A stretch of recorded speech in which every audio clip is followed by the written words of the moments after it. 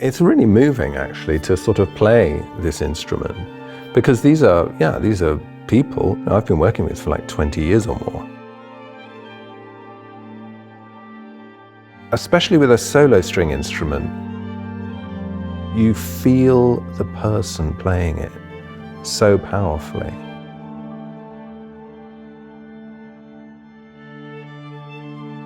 There's a kind of a first-person quality to it. Violin one it's not violin one, it's like Louisa, as far as I'm concerned, you know.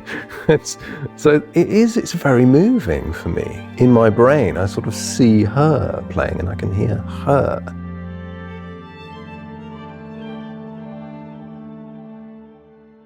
You have this magical thing, which we pianists are endlessly jealous of, this ability to change the way a note behaves once it's started.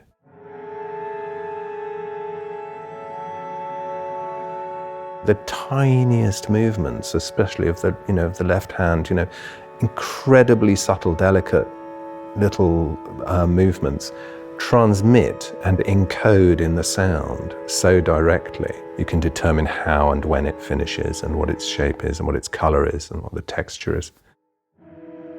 Yeah, I mean, the strings are the sort of, the heart of the orchestra, the instrument that I spend a lot of my time thinking about and working with.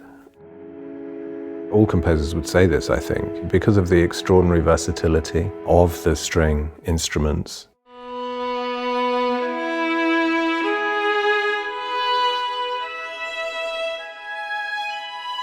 I feel really comfortable working with the instrument because it's so familiar to me. It just does feel like kind of my little fingerprints are all over it, really. I mean, in a way they are, but in a way also they're obviously, those guys in the band. That's Louisa, here comes Nat.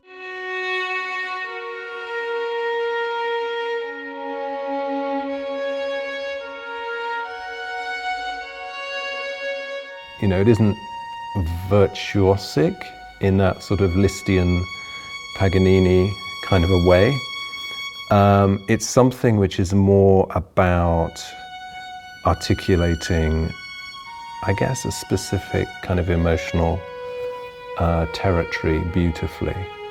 And that might be something which is a little more recessed, a little more spacious.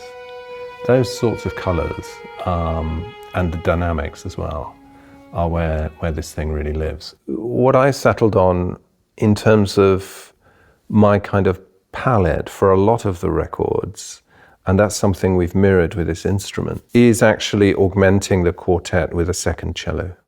The cello too.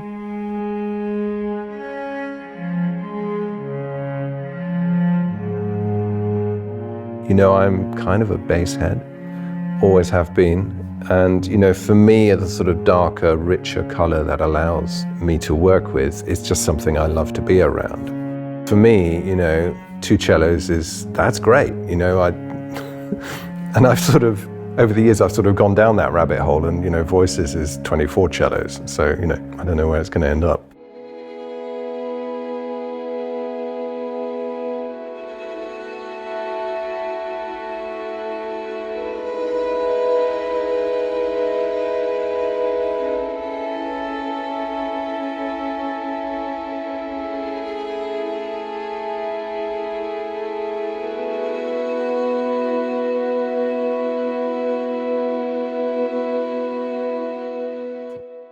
Just a little object.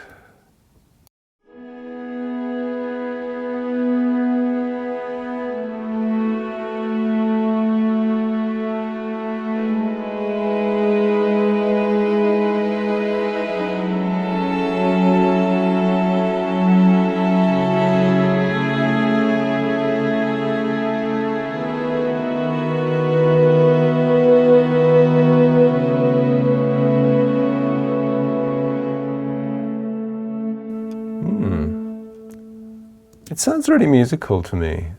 It's fun to work with.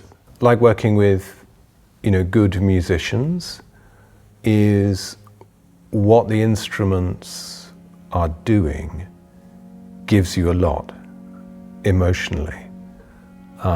So you have a kind of a fertile and productive kind of feedback loop with the instrument, because the sound is beautiful, so it sort of makes you lean into it and engage with it in a really creative way. I think you can be led by your feelings with this instrument, and I really like that about it.